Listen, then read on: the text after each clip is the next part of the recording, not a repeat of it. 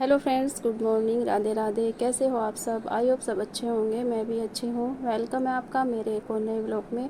तो देखिए, सुबह के बजे हैं 10 और मैंने घर का सारा काम कर लिया है और अब मैं सिलाई करने बैठ गई हूँ। तो सिलाई में मैं ये ब्लाउज बनाऊँगी और एक सूट इधर पड़ा हुआ है, इसकी कटिंग करूँगी और इस ब्लाउज को कटिंग करके सिलूँगी भी और उस सूट को भी। और पहले मैं ब्लाउज़ की नाप ले लेती हूँ क्योंकि कस्टमर ने अपना ब्लाउज ही भेजा है और इनके 3-4 ब्लाउज हैं, तो सारे ही मैं सिल के रेडी करूँगी क्योंकि ये अब त्योहारों के लिए हो रहे हैं। रक्षाबंधन आ रही है तो मेरे पास एडवांस ही कपड़े डाल के चले जाते हैं कस्टमर, क्योंकि उन्हें पता होता है फिर मैं टाइम से नहीं दे पाऊँगी। तो जो भी अब कस्टमर कपड़े देने आ रहे हैं सब यही बोल के आ रहे हैं कि रक्षाबंधन आ रही है, हम पहले ही सिलवा लेते हैं, हम पहले ही सिलवा लेते हैं। तो सब एडवांस साड़ी डाल डाल के जा रही हैं, साड़ी या सूट जो भी है। और देखिए, मेरे पास अभी ये काफ़ी टाइम का कपड़े भी पड़े हैं, होली के बाद के ये कपड़े आए हुए हैं मेरे पास। ये जो सूट पड़ा है ये होली के बाद का आया हुआ है और होली के बाद के अभी और भी कपड़े पड़े हैं, वो रखे हुए हैं, वो भी मैंने निकाले भी नहीं है। जो अब आ रहे हैं वो ही सिल रही हूँ। तो देखिए, मेरे पास इतना काम आता है। तो होली के बाद के भी बहुत जनों के, बहुत कस्टमरों के कपड़े मेरे पास पड़े हुए हैं क्योंकि वे ज़्यादा सब कपड़े सिलवाते हैं। 10-10, 12-12 जोड़ी एक कस्टमर कपड़े लेके आता है। 6, 8, 10, 12 ऐसे ऐसे लेके आते हैं। तो मैंने उनके थोड़े तो करके दे दिए हैं और अभी मेरे पास बचे हुए हैं, वो मैं बाद में सिलूँगी।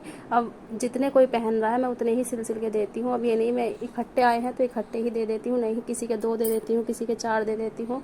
जितना भी मेरे से होता है मैं उतना करके दे देती हूँ। मुझसे अकेले से मैनेज नहीं हो पा रही है सिलाई और कस्टमर मानते नहीं है, ज़बरदस्ती मेरे पास कपड़े डाल के जाते हैं। तो अभी काफ़ी कपड़े पड़े हुए हैं होली के बाद के भी। और अब भी जब सब लोग बाग घूमने गए थे, छुट्टियां पड़ी हुई थी, तो जब के भी कपड़े ज़्यादा ही आए थे सबके और अभी उनमें से मैंने बचा रखे हैं। किसी के 2 सूट बचा रखे हैं, किसी के 3 सूट बचा रखे हैं। तो उन्हें मैं धीरे धीरे ऐसे ही सिल के दे दूँगी। कभी एक सिल दिया, कभी तो सारे कस्टमरों का ही देखना पड़ता है, ये नहीं कि एक के ही पीछे पड़ जाओ। तो जितने भी कस्टमर हैं तो सबको थोड़ा थोड़ा करके देना पड़ता है काम। तो देखिए, मेरे पास इतना सारा काम क्यों आता है। और देखिए, मेरा घर भी बंद गली में है, ये नहीं है कि मेरा घर रोड पे है और ना ही मैंने कोई बोर्ड लगाया हुआ है। तो मेरे पास इतना काम क्यों आता है। और देखिए, ना ही मैं यहाँ की रहने वाली हूँ, मैं तो बाहर से आके यहाँ पर रहने लगी हूँ और मैं गाँव से हूँ। गांव से मेरी गांव की सिलाई भी सबको इतनी पसंद आई है यहाँ पर। पहले तो मैं सिलाई नहीं करती थी, सब मेरे कपड़े पूछते थे आप कहाँ सिलवाते हो। फिर मैं बोलती थी मैं तो अपने घर ही सिल के लाती हूँ, मैं खुद ही सिलाई करती हूँ। तो फिर सब मेरे से बोलने लगे। तो ऐसे ही धीरे धीरे मैंने अपने काम को आगे बढ़ाया। तो जहाँ पर मैं रहती थी पहले मैं उनके ही सिलती थी। फिर जब मेरी बेटी हो गई थी और बेटी को स्कूल छोड़ने जाती थी तो मेरे से जो भी मिलते थे रास्ते में या बेटी के साथ, बेटी को स्कूल से लेने जाती थी तो जो भी लेडीज़ मेरे साथ जाती थी हमारी गली में से भी, तो वो भी पूछती थी आप कपड़े कहाँ सिलवाते हो, हम भी सिलवाएंगे, आप पे अच्छे कपड़े सिले हुए हैं। फिर मैं बोलती थी मैं तो खुद ही सिलती हूँ और घर पे सिल के लाती हूँ, यहाँ पर मेरे पास मशीन नहीं है क्योंकि मेरे हस्बैंड के पास ज़्यादा सामान नहीं था जब मेरे हस्बैंड रहते थे। फिर हमने धीरे धीरे ही सारा सामान लिया है। तो सारे कस्टमर मेरे से ऐसे ही जुड़ने लगे हैं, मेरे कपड़े देखकर सारे कस्टमर जुड़े हैं क्योंकि मैं अपने घर सिल के लाती थी और मैं पायदान वाली मशीन से ही सिलती थी। तो सब लोग बोलते थे कि हमारे भी सिल दिया करो। फिर मैंने बोला मेरे पास मशीन नहीं है, तो वे बोलते थे कि हमारी मशीन ले लेना, हाथ वाली मशीन है पैडल वाली। तो पैडल वाली मशीन से मेरे से नहीं काम होता है, तो फिर भी मैं कर देती थी थोड़ा थोड़ा करके, ज़्यादा नहीं कर पाती थी क्योंकि मैं भी खाली रहती थी, इतना मेरा भी दिन नहीं कटता था, मैं भी परेशान रहती थी। लेकिन मेरे हस्बैंड मना करते थे सिलाई नहीं करनी है। फिर मैं बोलती थी ये बोलते हैं कि आप अपने भी तो सिलते हो तो हमारे भी सिल दिया करो। तो मेरे हस्बैंड मना करते थे नहीं किसी के कपड़े नहीं सिलने हैं, ऐसे चक्कर में नहीं पड़ना है। तो फिर मैं अपने हस्बैंड के चोरी चोरी ही सिल देती थी सारे कस्टमरों के कपड़े ले लेके।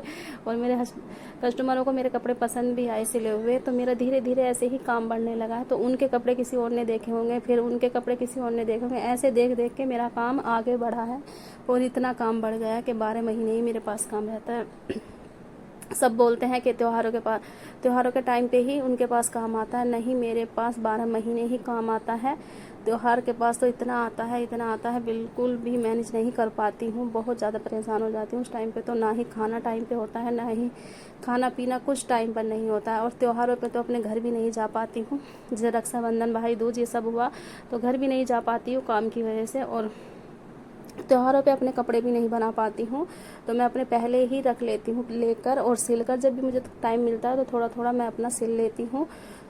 तो मेरे पास इतना काम इसीलिए ही आता है क्योंकि मैं अच्छा काम करके देती हूँ और कस्टमर का टाइम पर काम देती थी। लेकिन अब नहीं दे पा रही हूँ टाइम पर क्योंकि मेरे मुझसे अब इतनी सिलाई मैनेज नहीं हो पा रही है, काम ज़्यादा है और मेरे से अकेले से नहीं हो पा रहा है। तो तुरपाई वाली तो मैंने 4-5 साल से लगा रखी है, लेकिन मेरे कस्टमरों को तुरपाई भी पसंद नहीं आ रही है। वो बोलते हैं आपकी तुरपाई में शिकायत आ रही है और आपकी तुरपाई बहुत जल्दी ख़राब होती है, किससे करवाते हो, बोल दिया करो।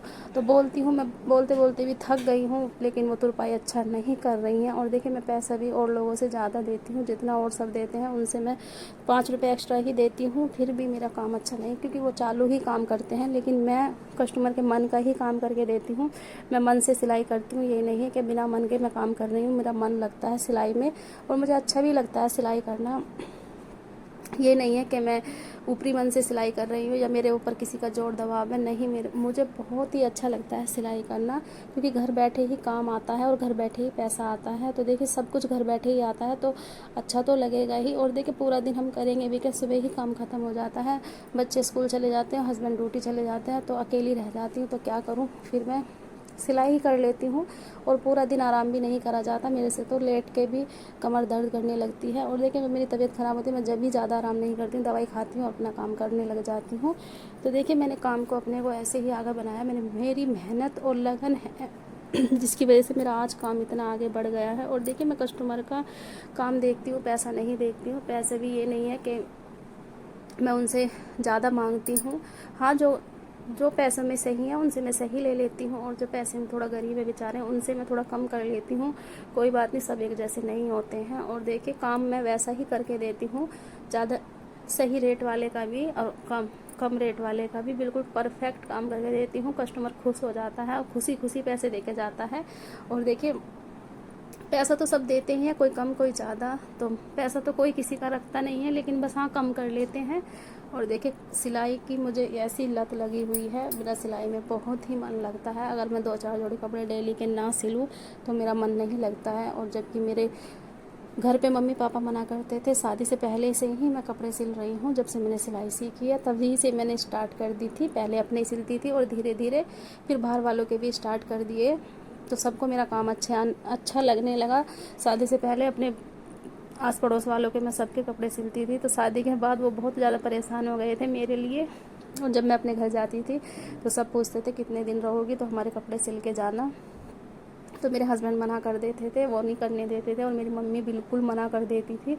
मेरी मम्मी तो शादी से पहले भी मुझसे मना करती थी, तब भी मम्मी के चोरी चोरी में सिलाई करती थी, और यहाँ हस्बैंड के चोरी चोरी करती हूँ। मुझे सब मना करते हैं, बोलते हैं कि हमने अपने कपड़े सिलने के लिए ही सिलाई सिखाई है, बाहर के कपड़े नहीं सिलने हैं, इसमें आँख फुड़ाई है। और आँख फुड़ाई तो है ही, और बहुत ज़्यादा दिक्कत होती है वैसे सिलाई करने में, लेकिन काम तो कोई भी हो, सब में ही दिक्कत होती है। ऐसा कोई काम नहीं है जिसमें कोई परेशानी ना हो, तो काम तो सारे ही करने पड़ते हैं। अगर कोई सब ऐसे ही करने लगेंगे तो कोई भी किसी का काम नहीं करेगा। तो देखिए काम तो करना ज़रूरी है, खाली बैठना भी सही नहीं है। देखिए घर बैठे ही 2-4 पैसे आ जाते हैं। और देखिए हम कहीं घर से बाहर तो जा नहीं रहे हैं, घर में ही रह के काम करते हैं।